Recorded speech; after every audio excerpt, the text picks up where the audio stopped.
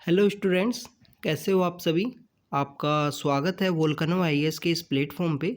Students, अगर हम बात करें इस लेक्चर की, तो इस लेक्चर के थ्रू हम कवर करेंगे कुछ स्टूडेंट्स की जो क्वेरीज हैं, जो उनकी जो शंकाएं होती हैं कि आंसर राइटिंग कब से हमको स्टार्ट करनी चाहिए, किस तरीके से हमको हमारा जो आंसर है वो बेस्ट वे में लिखें कि जो आंसर है वो हमारा जो मैक्सिमम हमको मार्क्स स्कोर हो सकें। और फ्रेंड्स, हम एग्ज़ाम में जब ही अच्छा आंसर लिख पाएंगे जब हम उसकी प्रैक्टिस बहुत ज़्यादा हमने की होगी, लिखने के थ्रू हमने उसको रिवाइज किया होगा मैक्सिमम टाइम्स, बार बार उन आंसर्स को लिखा होगा, तो उसी से हमारा जो पेन चलाने से ही हमारे को मार्क्स आएंगे।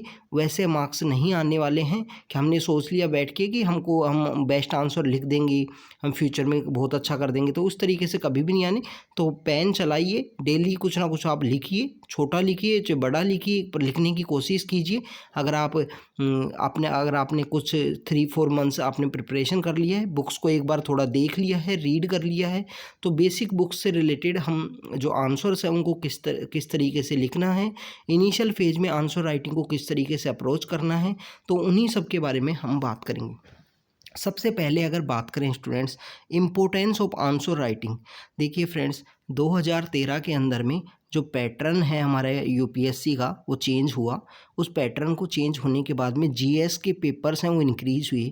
जीएस के पेपर इंक्रीज होने से जो आंसर राइटिंग की जो इम्पोर्टेंस है वो काफ़ी ज़्यादा इंक्रीज हो गई है स्टूडेंट्स। पहले क्या होता था, ऑप्शनल 2 हुआ करते थे, तो आप अपना जो स्ट्रॉन्ग ऑप्शनल्स है उनको आप कवर करके भी आप बहुत ज़्यादा स्कोर कर सकते थे। और जीएस के अंदर एक बात और है, जो जीएस के अंदर जो आपको आंसर्स में अगर आपको स्कोर करना है तो आपको एक्स्ट्रा ऑर्डिनरी आंसर्स लिखने होंगे स्टूडेंट्स। तो 4 यहाँ पे जो जीएस के पेपर्स हुए हैं, जब से ये 4 जीएस के पेपर हुए हैं, आंसर राइटिंग की जो इम्पोर्टेंस है वो काफ़ी ज़्यादा इंक्रीज हो गई है। अगर हम बात करें कि आंसर की इम्पोर्टेंस क्यों है, तो फ्रेंड्स कोई भी आंसर है, कोई भी क्वेश्चन है, उसका हम आंसर लिख रहे हैं एक बुकलेट के अंदर में, जहाँ पे हमने बुकलेट के अंदर उस आंसर को लिखा, तो फ्रेंड्स ये जो हमने आंसर्स लिखा है ना, तो ये जो पेज है ये ही शो करेगा कि हमको कितनी नॉलेज है।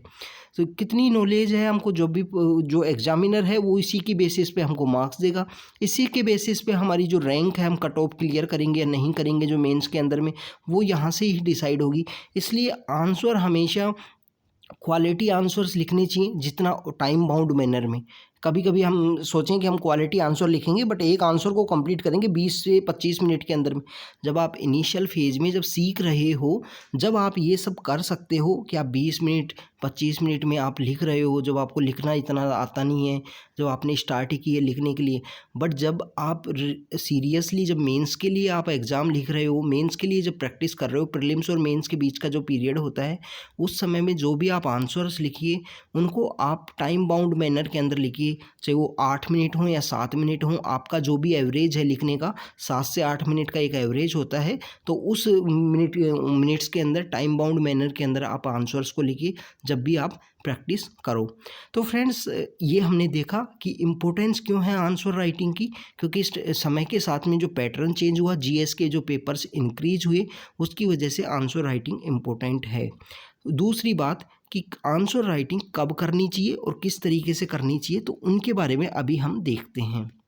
सबसे पहले बात, अगर आप 2023 के लिए प्रिपेयर कर रहे हो और अगर आप इनिशियल फेज में हो फ्रेंड्स, तो सबसे पहले आपको जो बुक्स हैं उनको रीड कीजिए। सबसे पहले इम्पोर्टेंट है कि जो बेसिक बुक्स हैं, जो एनसीईआरटी बुक्स हैं, उनके बारे में एक बार समझ लीजिए कम से कम। उसके बाद में ही आंसर राइटिंग है उसको सीरियसली स्टार्ट करना। सबसे पहले, जैसे आपको पता नहीं है कि मौर्य एम्पायर कब आया, आपको ये सब नहीं पता है कि चोल एम्पायर कब था, ज्योग्राफी के जो इस बेसिक फीचर्स हैं उन सब के बारे में नहीं पता है कि इनर प्लानेट क्या होते हैं, आउटर प्लानेट क्या होते हैं, पृथ्वी से अगर हम अर्थ की भी बात करें तो इसके अंदर अगर हम बात करें अक्षांश रेखाएं, देशांतर रेखाएं, ये सब क्या होती हैं, जो बेसिक फीचर्स हैं। जब हम बात करें रिवर्स के बारे में आपको पता नहीं है, अर्थ के अंदर इरोजन, ये कॉन्सेप्ट्स हैं अर्थ के जो भी, इन सब के बारे में आपको पता नहीं है, तो उस समय में आंसर राइटिंग का इतना इम्पोर्टेंस नहीं होता है फ्रेंड्स। आंसर राइटिंग का जो इम्पोर्टेंस है, पहले मिनिमम 2-3 मंथ्स अपना थोड़ा नॉलेज इकट्ठा कीजिए मिनिमम। उसके बाद में जब आपका थोड़ा बहुत रीडिंग हो जाए, थोड़ा बहुत आप चीज़ें जब समझने लगो, तो आप बेसिक क्वेश्चंस लिखिए। जैसे आपने अगर लक्ष्मीकांत का जो 3rd चैप्टर है, salient feature of Indian constitution. तो अगर आपने वो रीड किया है तो वहाँ से जो जिस तरीके से क्वेश्चंस बनते हैं उन क्वेश्चंस को लिखिए। जैसे what are the salient feature of Indian constitution, उसके अंदर पूछ लिया गया कि Indian constitution is a borrowed या यहीं से बनाया गया है।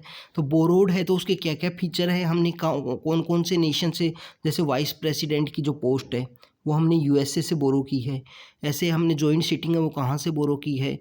तो इन सब की चीज़ों के बारे में आपको लिखना होगा। फंडामेंटल राइट हमने कहाँ से बोरो की है। तो ये सब काफ़ी इंपॉर्टेंट होंगी। इस तरीके से जब आप आंसर लिखोगे जब भी आप क्वालिटी आंसर्स लिख पाओगे फ्रेंड्स। अगर हम बात करें कि आप इनिशियल फेज में पहले दिन में जो आपने एक चैप्टर रीड किया और उसी के बाद से आप आंसर लिखना स्टार्ट कर दोगे तो आप डीमोटिवेट हो जाओगे, आपको जो क्वालिटी आंसर है वो आप नहीं लिख पाओगे। तो ये एक सबसे पहले आंसर राइटिंग जब ही स्टार्ट करें जब थोड़ा बहुत आपने नॉलेज इकट्ठा कर लिया है। अगर आपको ऐसे लगता है कि आप लिख सकते हो तो पहले उस चैप्टर को एक बार रीड करो, रीड करने के बाद में आप लिखिए। उसके बाद में भी अगर आप नहीं लिख पा रहे हो तो आप उस बुक को ओपन कीजिए और एक टाइम बाउंड मैनर में क्वालिटी आंसर लिखने की कोशिश कीजिए। आप देखिए कि बुक के अंदर ये फीचर हैं, इनको देख लिया, तो इस तरीके से आंसर राइटिंग के स्टार्ट कीजिए। ये कोई ऐसे नहीं है कि देखो सभी बच्चे गॉड गिफ्टेड नहीं होते। कुछ बच्चों को ये आंसर राइटिंग के लिए प्रैक्टिस करनी पड़ती है, सीखने के लिए तो प्रैक्टिस करनी ही पड़ेगी स्टूडेंट्स। तो सबसे पहले जो बेसिक बुक्स हैं उनको रीड कीजिए। 2-3 महीने की जब आपकी पढ़ाई हो जाए तो बेसिक बुक्स से जो बेसिक क्वेश्चंस हैं, जैसे हम बात करेंगे एनसीईआरटी के जो पीछे जो क्वेश्चन दिए हुए हैं चैप्टर के लास्ट में कि मौर्य एम्पायर के क्या क्या फीचर्स थे, उनके आर्किटेक्चर का क्या क्या फीचर हुआ करता था, तो उन सबको लिखने की कोशिश कीजिए। इसके अलावा अगर हम बात करें स्टूडेंट्स कि इसके अलावा अगर हम इम्पोर्टेंट बात करें, पहले आप जो कुछ बेसिक किताबें हैं जैसे पॉलिटी, स्पेक्ट्रम, इसके अलावा जो एनसीईआरटीज़ हैं हमारी, जो हिस्ट्री की एनसीईआरटी, ज्योग्राफी की NCERT, history, geography, art and culture, तो इन सब एनसीईआरटीज़ का एक बार थोड़ा बहुत ओवरव्यू आपको आना चाहिए। डेली आप हिंदू रीड कीजिए बट करंट अफेयर के आंसर्स स्टार्टिंग इनिशियल फेज में मत लिखिए, वो आपके लिए काफ़ी डेंजरस हो जाएगा। आप डिमोटिवेट हो जाओगे समय निकलने के साथ, क्योंकि आप क्वालिटी आंसर अभी करंट अफेयर्स के बेस पे नहीं लिख पाओगे, क्योंकि करंट अफेयर के जो आंसर्स होते हैं वो स्टैटिक प्लस में करंट अफेयर से लिंक्ड होते हैं। तो उस तरीके से आपको कभी भी करंट अफेयर के जो आंसर्स वो मत लिखना। इंटरनेट से जो कोई भी वेबसाइट होती हैं, सोर्सेज होती हैं, वहाँ से अगर आंसर लिखने की बात है तो स्टूडेंट्स वहाँ से भी आंसर अभी मत लिखना, क्योंकि वहाँ पे मॉडल आंसर्स अगर नहीं मिलेंगे तो आप वहाँ पे भी डिमोटिवेटेड हो जाओगे कि हमको किस तरीके से लिखना है। लोगों के आप क्वालिटी आंसर्स अगर वहाँ देखोगे तो फिर आपको लगेगा कि मैं तो इस तरीके से लिख ही नहीं पा रहा, तो फिर मैं कैसे अप्रोच करूँ। तो उसके लिए सबसे पहले आप अपने बुक्स को थोड़ा बहुत रीड कीजिए और बेसिक आंसर से लिखिए। लिखने के बाद में आप किसी अपने मेंटर को, कोई आपका सीनियर है, उनको अपना थोड़ा बहुत आंसर्स दिखाइए कि क्या मैं ये सही लिख रहा हूँ, क्या मुझे मतलब जो क्वेश्चन है, क्वेश्चन की जो मेन थीम है उसको मैं सही से अप्रोच कर रहा हूँ। तो वह उस तरीके से आप स्टार्टिंग कीजिए। दूसरी जो इम्पोर्टेंट बात आती है कि आंसर को किस तरीके से लिखें। तो फ्रेंड्स आंसर के अंदर जो मोटा मोटा अगर बात करें तो 3 तरीके के हमारे यहाँ पे जो टाइप 3 तरीके के बेसिकली हमारे यहाँ पे पार्ट होते हैं आंसर के। सबसे पहले इंट्रोडक्शन फ्रेंड्स अगर आपको लिखना है तो बेसिक इंट्रोडक्शन लिखिए। बेसिक इंट्रोडक्शन अगर हम बात करें कि पंचायती राज इंस्टीट्यूशन से रिलेटेड क्वेश्चन है तो यहाँ पे आप लिखिए कि 73rd and 74th Constitution Amendment Act provide the constitutional status to the Panchayati Raj institutions. और उसके बाद में जो भी आपको लिखना है फीचर्स लिख ले। Panchayati Raj played a very important role at the grass root level to in the participation of peoples in at the grass root democracy. तो इस तरीके की जो बेसिक जो कुछ लाइंस हैं वहाँ से आंसर से स्टार्ट कीजिए। ये आपको एनसीईआरटी जब आप रीड करोगे उस समय में आपको मिल जाएंगी, और भी बहुत सारी जगह जब आप बुक्स रीड करते हो, जब आप न्यूज़पेपर रीड करते हो तो वहाँ पे आपको ये सब चीज़ें मिल जाएंगी। तो इंट्रोडक्शन आपका 3 से 4 लाइन का हो या 5 लाइन का हो। उसके बाद में कुछ बताइए कि there are some concerns regarding the Panchayati Raj institutions. वो कंसर्न्स क्या क्या हैं, कुछ पॉजिटिव बातें हैं तो वह ऐसे डायरेक्टली मत लिखना कि ये पॉजिटिव बात है, ये नेगेटिव बात है, देख लो अब अपना, इस तरीके से मत लिखना। कभी भी जब भी आंसर आपको लिखना है तो पहले कुछ एक जो डायरेक्टली आप लिखोगे तो एग्जामिनर के लिए भी अच्छा नहीं रहेगा, उसको लगेगा कि कंप्लीटली मैकेनाइज टाइप वे में इनको लिख दिया है आंसर को। तो आपको जब आंसर लिखना है तो पहले आपने 3-4 लाइन का इंट्रोडक्शन दिया कि पंचायती राज इंस्टीट्यूशंस इंपॉर्टेंट हैं, ग्रास रूट डेमोक्रेसी में लोगों का पार्टिसिपेशन इंक्रीज करते हैं। फिर उसमें अगर आपको नेगेटिव पॉइंट लिखने हैं, कुछ नेगेटिव बताना है पंचायती राज इंस्टीट्यूशंस का, तो उसमें लिखिए कि there are some concerns regarding the Panchayati Raj institutions. फिर उस वहाँ पे फिर पॉइंट्स के थ्रू लिखिए कि कंसर्न्स क्या क्या हैं। कंसर्न्स में आप जाइए कि यहाँ पे जो लोगों का पार्टिसिपेशन है, जो लिटरेसी रेट है वो कम है, कुछ जो अपर कास्ट के लोग हैं उनका डोमिनेशन ज़्यादा है, वुमेन्स का पार्टिसिपेशन कम है, या जो भी आपको पॉइंट्स जो आपको लगते हैं जो सूटेबल है आंसर के अकॉर्डिंग। कभी भी आंसर के अंदर आपकी पॉलिटिकल अफिलिएशन नहीं शो होना चाहिए फ्रेंड्स। पॉलिटिकल न्यूट्रलिटी हम सिविल सर्वेंट्स के लिए काफ़ी इम्पोर्टेंट है, और आप इस सिविल सर्विस का पार्ट बनने के लिए जा रहे हो तो आपका पॉलिटिकल न्यूट्रलिटी आपके आंसर के अंदर शो होनी चाहिए। कभी भी आंसर का जो इंट्रोडक्शन है उसको नेगेटिव से नहीं स्टार्ट करना। फर्स्ट बेसिक बात होनी चाहिए, नेगेटिव शब्द नहीं होने चाहिए। नेगेटिव शब्द क्यों नहीं होने चाहिए? जैसे नेगेटिव शब्द आपने लिख दिए कि only the some peoples represent the Panchayati Raj institutions, या कह दें कि महिलाओं की जो संख्या है वो बहुत कम है पंचायती राज इंस्टीट्यूशंस में। तो ये जो इस तरीके के जो वर्ड हैं वो स्टार्ट का इंट्रोडक्शन में नहीं लिखने हैं। इंट्रोडक्शन के अंदर आपको आंसर से कोई भी आपको बेसिक बात मिलती है, उसको एक शब्द को, उस एक आर्टिकल को, उन किन्हीं चीज़ों को पकड़िए और वहाँ से डिफाइन कीजिए। सबसे पहले बात, जैसे कोई इलेक्शन कमीशन पे है तो आप लिख दीजिए article 324 of Indian constitution establish the election commission of India to conduct free and fair election in the country. फिर उसके बाद में उसके कुछ प्रोविज़न लिख दीजिए। कंक्लूजन भी आपको ऑप्टिमिस्टिक देना है कि हैंस या सो, इस तरीके से 10, इस तरीके से बताते हुए कि 10 the election commission do a very commendable job in the country, या डेमोक्रेसी के सर्वाइवल के लिए इम्पोर्टेंट इंस्टीट्यूशन है। इस तरीके का आपको जो कंक्लूजन है वहाँ भी आपको पॉजिटिव बातें ही बतानी है, ऑप्टिमिस्टिक बातें बतानी हैं। कुछ ऐसे जो सोसाइटी के आंसर हैं तो वहाँ पे आप SDG गोल्स हैं, जो हमारे सस्टेनेबल डेवलपमेंट गोल्स हैं, उनको यूज कर सकते हो अपने कंक्लूजन में। अब सस्टेनेबल डेवलपमेंट गोल्स कैसे यूज करोगे? क्योंकि आपको याद होने चाहिए, आपको याद होना चाहिए कि गोल नंबर 1 किससे रिलेटेड है, गोल नंबर 4 किससे रिलेटेड है, गोल नंबर 5 जेंडर इक्वलिटी का है या जेंडर डिस्क्रिमिनेशन को स्टॉपेज करने से रिलेटेड है, गोल नंबर 11 सिटीज इंफ्रास्ट्रक्चर से रिलेटेड है, 8 वाला लाइट्स एनर्जी से रिलेटेड है। तो इस तरीके से आपको जो गोल हैं वो याद होनी चाहिए फ्रेंड्स। वो गोल नंबर आप लिखोगे या आपको द्वारा ARC की रिपोर्ट के बारे में कोट, तो ये आपका कंक्लूजन के अंदर आएंगी ये सब चीज़ें।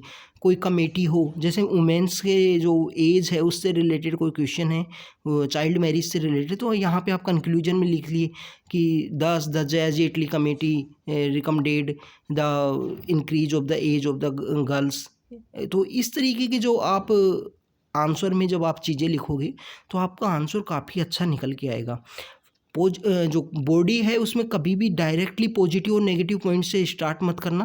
पहले थोड़ी एक रेफरेंस भूमिका टाइप कुछ होना चाहिए कि वहाँ पे लिखा कि कुछ कंसर्न्स हैं, कुछ नेगेटिव चीज़ें निकल के आ रही हैं, फिर उसके अलावा लिखिए कि हाँ कुछ पॉजिटिव चीज़ें भी हैं पंचायती राज इंस्टीट्यूशंस के बारे में, इलेक्शन कमीशन के बारे में, या किसी भी चीज़ जिस थीम से रिलेटेड आपका आंसर हो। ऐसे नहीं है डायरेक्ट एक बॉक्स बनाया उसमें लिख दिया कॉन्सिक्वेंसेस क्या हैं, नेगेटिव क्या है, पॉजिटिव क्या है, इस तरीके से आंसर मत लिखना। अब हमें एक आंसर है उसकी यहाँ पे हम प्रैक्टिस करते हैं कि किस तरीके से हमको आंसर को अप्रोच करना है। इसके अलावा हम और वीडियोज भी बनाएंगे फ्रेंड्स जिनके अंदर हम टाइप ऑफ आंसर कि पॉलिटी के आंसर को किस तरीके से अप्रोच करना है, जो हमारे ज्योग्राफी के आंसर्स हैं उनको किस तरीके से अप्रोच करना है। फ्रेंड्स वेरी इंपॉर्टेंट बात हो रही है कि कुछ बच्चे जो एग्ज़ाम के अंदर जाके डायग्राम, फ्लो चार्ट ये बनाने लगते हैं, तो ये सब जब ही आप एग्ज़ाम के अंदर परफॉर्म कर पाओगे जब आपने इनकी प्रैक्टिस बहुत अच्छे से की हो। फिर एग्ज़ाम में आप अगर फ्लो चार्ट या डायग्राम का यूज़ करने की कोशिश करोगे तो वहाँ पे आपके लिए दिक्कत हो जाएगी। दिक्कत क्या होगी फ्रेंड्स कि अगर आपने प्रैक्टिस नहीं की है तो वहाँ पे आपको टाइम कंज्यूम हो जाएगा। जिस क्वेश्चन को आपको 8 मिनट में लिखना था उस क्वेश्चन को आप 12 मिनट में ख़त्म करोगे या 10 मिनट में ख़त्म करोगे, तो आपका जो टाइम है वो तो लिमिटेड है।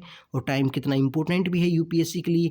अगर आप 2-3 आंसर्स में ज़्यादा टाइम डिवोट करोगे तो फिर कुछ आंसर्स में आपको क्वालिटी आपका है जो डाइल्यूट होगा। तो फ्रेंड्स ये सब आप पहले से ही प्रैक्टिस के अंदर ही रखना। अगर आपको फ्लो चार्ट कहीं यूज़ करना है, डायग्राम कहीं यूज़ करना है या डाटा कहीं पे यूज़ करना है। अब फ्लो चार्ट, डायग्राम और अगर इनकी बात करें तो आपको कोई चीज़ है उसका पॉजिटिव बताना है तो ये आपने 3-4 चीज़ बना के बता दी, या कुछ लोग बॉक्स बना के बताते हैं। इस तरीके से आप यूज़ कर सकते हो। ज्योग्राफी के आंसर के अंदर मैप बना दिया, कोई ज्योग्राफी से रिलेटेड कोई आंसर है तो वहाँ पे मैप बना दिया, मैप में शो कर दिया कि ये एरिया है जो अर्थक्वेक से अफेक्टेड एरिया है, यहाँ पे ये प्रॉब्लम्स हैं, यहाँ प्लेट टेक्टोनिक की प्रॉब्लम है, यहाँ पे जो भी आप आंसर का जो डिमांड है, आंसर में जो भी चीज़ पूछी गई है। अब बात करते हैं कि यहाँ पे जैसे हमारे क्वेश्चन है कि डिस्कस करना है कि role of Panchayati Raj system in the empowerment of women. अब यहाँ पे फ्रेंड्स सबसे इम्पोर्टेंट क्या है कि हमारे को एक वर्ड दिखा है पंचायती राज सिस्टम, तो इस वर्ड के बारे में जो बेसिक बातें हैं वो बता दीजिए कि panchayat have been the backbone of participatory democracy at the grass root level. कि पंचायत जो हैं, पंचायत सिस्टम जो है वो बैकबोन है ग्रास रूट लेवल पे पार्टिसिपेटरी डेमोक्रेसी के लिए। और the constitutional status to Panchayati Raj institutions was given by the 73rd constitution amendment act.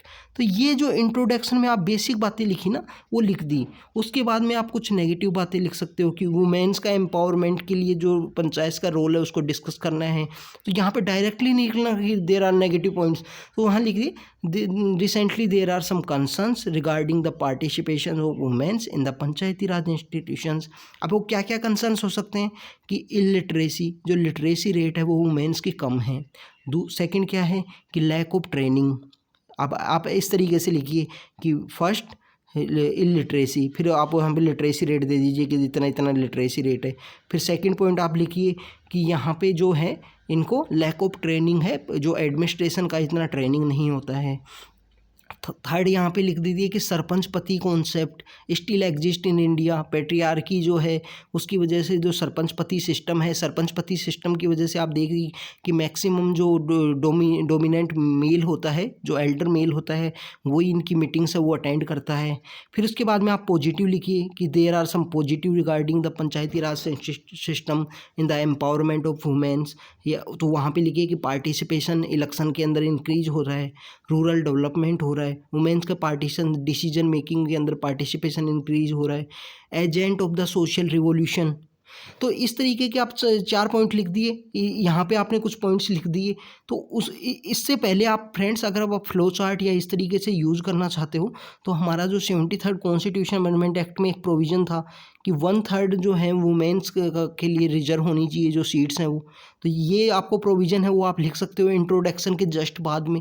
ऐसा कोई भी प्रोविज़न है, कोई भी उसके रिलेटेड, कोई एक्ट से रिलेटेड, बिल से रिलेटेड या कोई भी कॉन्सेप्ट से रिलेटेड क्वेश्चन है, उसका कोई प्रोविज़न है तो उसको आफ्टर द इंट्रोडक्शन आप यूज़ कीजिए। इसके बाद में फ्रेंड्स अगर हम बात करें तो आप यहाँ पे यूज़ करने के बाद में आप एक चीज़ और यूज़ कर सकते हो। अभी जैसे रिसेंटली जो जेंडर गैप रिपोर्ट है, जेंडर गैप रिपोर्ट में इंडिया की जो ओवरऑल रैंकिंग है वो तो कितनी आई है 135, बट पॉलिटिकल एम्पावरमेंट में जो इंडिया की जो रैंक है वो है 48। तो ये आपको पता होना चाहिए।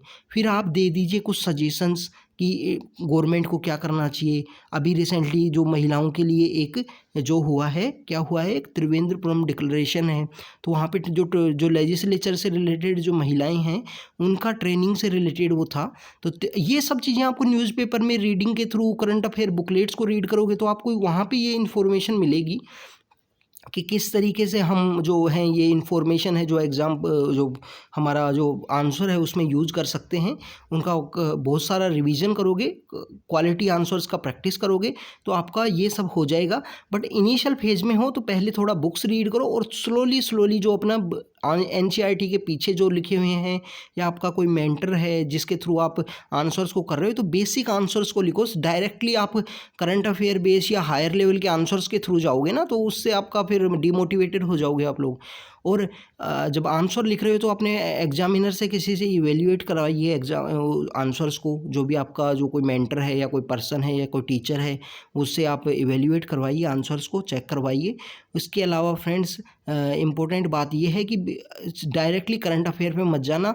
बेसिक बुक से जब आप आंसर लिखोगे तो बेसिक बुक पे आंसर लिखने की वजह से आपका बेसिक बुक का रिवीजन भी होगा, आपका जो स्टैंडर्ड बुक है उसका रिवीजन भी होगा और आपको आंसर राइटिंग की जो आर्ट है, जो तरीका है, जो स्किल है वो भी आ जाएगी। इसके अलावा फ्रेंड्स जो हमने इंट्रोडक्शन देखा, हमने जो कॉन्स्टिट्यूशनल प्रोविजन है 1/3 एंड जेंडर गैप रिपोर्ट में बता दिया कि 48 इंडिया की रैंक आई है इन द पॉलिटिकल एम्पावरमेंट का जो डायमेंशन है उसके अंदर में। इसके अलावा हमने पॉजिटिव बता दिए, नेगेटिव बता दिए और फिर इसके बाद में हम सजेशंस दे देते हैं और लास्ट में यहाँ लिख देंगे कि एम्पावरमेंट एक स्लो प्रोसेस है, सेल्फ परपेचुएटिंग है और इस तरीके की जो बातें हैं, जो ऑप्टिमिस्टिक बातें की conclusion, womens playing very well role.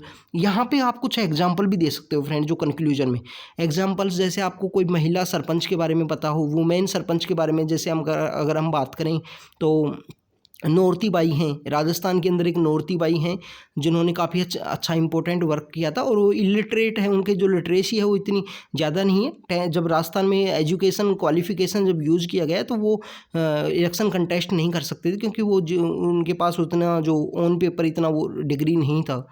तो MKSS से जुड़ी हुई हैं वो और नौरती बाई हैं। ऐसे आप और भी जो आपका अपने लोकल एरिया में कोई रिकॉग्नाइज जैसे कोई सरपंच हो तो उनके बारे में आप लिख सकते हो फ्रेंड। तो ये एक आंसर राइटिंग की प्रैक्टिस के बारे में हमने मोटा मोटा डिस्कस किया। अब इसके बाद में हम टाइप्स ऑफ आंसर्स को भी लेके आएंगे कि पॉलिटी के आंसर्स को किस तरीके से लिखना है, हिस्ट्री के आंसर्स को किस तरीके से लिखना है, जो पर्सनैलिटीज़ में कंपेरिजन होता है उन आंसर्स को कैसे लिखना है, तो उन सब के बारे में हम और वीडियोज़ के अंदर डिस्कस करेंगे। तो फ्रेंड्स आज के वीडियो में जो जो बातें बताई हैं उनको एक बार आप अच्छे से देखना कि आंसर राइटिंग की प्रैक्टिस कब करनी है। इनिशियल फेज में हो तो पहले बुक्स को थोड़ा रीड करो, पहले बुक्स के स्टैंडर्ड बुक्स के थ्रू आंसर को लिखो और अपने किसी टीचर से, इवेल्युएटर से आप चेक करवाइए, कोई सीनियर हो उससे चेक करवाइए। उसके बाद में जब 3-4 महीने 5 महीने का आपको थोड़ा एक्सपीरियंस हो जाए, बुक वुक रीड कर ली हो आपने NCERT या स्टैंडर्ड बुक्स, उसके बाद में करंट अफेयर बेस आंसर्स में आइए। जो आपकी करंट अफेयर बुकलेट्स होती हैं उनके थ्रू देखिए कौन कौन से टॉपिक न्यूज में है, उस टॉपिक से रिलेटेड कुछ आंसर लिखिए। आंसर कैसे लिखना है, introduction, body and conclusion. Introduction में कुछ बेसिक बातें, नेगेटिव बातें नहीं लिखनी है इंट्रोडक्शन में, कंक्लूजन में भी कोई नेगेटिव बातें नहीं लिखनी है। जो आपको उस टॉपिक से रिलेटेड नेगेटिव बात बतानी है वो बॉडी के अंदर जो कॉन्स हैं या प्रो के अंदर तो अच्छी बातें लिखोगे, कॉन्स के अंदर में आप कुछ नेगेटिव बातें लिख सकते हो। इंट्रोडक्शन में जो वर्ड्स हैं उनका सिलेक्शन अच्छा होना चाहिए। ऐसे नहीं है कि कुछ नेगेटिव वर्ड्स यूज़ कर लिए, नेगेटिव वर्ड्स यूज़ नहीं होने चाहिए। आंसर के अंदर पॉलिटिकल न्यूट्रलिटी आपकी शो होनी चाहिए। बहुत सारे जो स्टूडेंट्स हैं वो इस तरीके से आंसर लिख देते हैं कि जो प्रेजेंट गवर्नमेंट है उनका जो प्राइम मिनिस्टर का नेम यूज़ कर देंगे। आपको नेम यूज़ नहीं करना है, अपनी पॉलिटिकल न्यूट्रलिटी को शो कीजिए अपने आंसर्स में। इसके अलावा अगर हम बात करेंगे कि जो हमने ये आंसर के बारे में देखा कि किस तरीके से आंसर लिखना है और कैसे आपको जो एग्जांपल्स हैं, जो आप जब जितना रीड करोगे न्यूज़पेपर्स को अच्छे से, न्यूज़पेपर्स एक बेसिक सोर्स हैं फ्रेंड्स आंसर राइटिंग की, आपको कला भी सिखाएंगे। एडिटोरियल्स को आप रीड करोगे तो आपको किस तरीके से लिखना है, ओपनिंग लाइन कैसी होनी चाहिए, बहुत सारी चीज़ें आपको सीखने को मिलेंगी। तो हमेशा न्यूज़पेपर्स को बहुत अच्छे वे में रीड कीजिए, एडिटोरियल्स को बहुत अच्छे वे में रीड कीजिए। तो फ्रेंड्स आज के इस वीडियो में इतना ही रखते हैं। इसके बाद में हम और लेके आते रहेंगे वीडियो आपके लिए कि आंसर राइटिंग कैसे करनी है और किस तरीके से करनी है। तो बने रहिए आप हमारे साथ। तो friends thank you very much.